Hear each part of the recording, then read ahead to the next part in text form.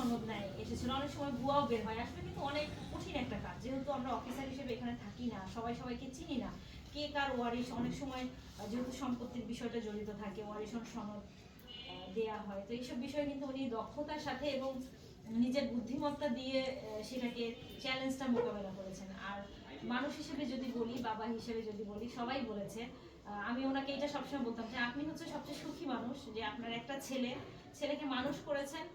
মানুষ বাবার মানে নিজের গাড়িতে, বাবার গাড়িতে উঠেছে, কিন্তু মানে ছেলের গাড়িতে কয়জন বাবা উঠেছে, আসলে এরকম ভাগ্য আসলে সবার হয় না। মানে এটা আমি ওনাকে বলি যে আপনি আসলেই একজন সফল একজন মানুষ, যে নিজের ছেলেকে মানুষ করতে পেরেছেন, নিজের ছেলের কেনা গাড়িতে উঠতে পারছেন। এর চেয়ে আসলে বড় সফলতা, মানে আমরা ব্যক্তি জীবনে যতই কাজ করি, দিন শেষে আমি এটা সবসময় মনে করি যে আমার সন্তানকে কি আসলে আমি মানুষ করে মানে সেই দিনটাকে দেখে যেতে পারবো কিনা, এটা কিন্তু আসলে অনেক বড় একটা চ্যালেঞ্জ।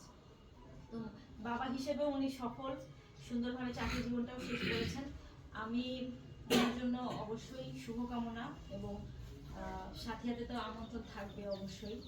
আর আমাদের বিদায় অনুষ্ঠানটা আসলে আমি দেখলাম যে উনি ফেসবুকে বিভিন্ন জায়গা থেকে বিদায় নিয়েছেন, তখন আমার মনে হতো যে আমাদের বিদায় অনুষ্ঠানটা আসলে হলো না, এখনো হলো না। আবার দেখা যাচ্ছে ভুলে গেছি, যে এইভাবে করে করে আসলে অনেক দেরি হয়ে গেল। তো একজন অফিসার চলে গেলে তাকে বিদায় জানানো উচিত, এটা তার জন্য সম্মানের। এবং আমরা যে দুটো কথা বলতে পারি বা সবাই শেয়ার করি, এর মাধ্যমে কিন্তু সম্পর্কটা আরো ভালো হয়, সুন্দর হয়।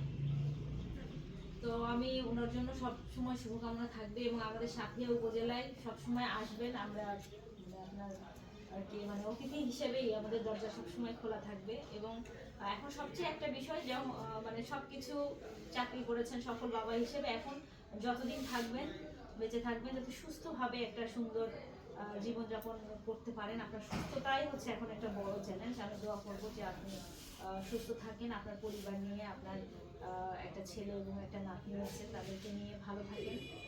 এটাই আমাদের দিক থেকে শুভকামনা। আর ভুল ত্রুটি সবারই হয়, ভুল ত্রুটি মানুষ মাত্রই ভুল করে। তো এখানে সবার সাথে কাজ করতে যেয়ে বা আমার সাথেও যদি কাজ করতে যেয়ে কখনো কোনো কষ্ট পেয়ে থাকেন, আসলে কাউকে উদ্দেশ্য কোনো দিতে হবে না। অনেক সময় হয়তো নিজের অজান্তেই ভুল হয়ে যায়, সেটা ক্ষমতা দেখবেন।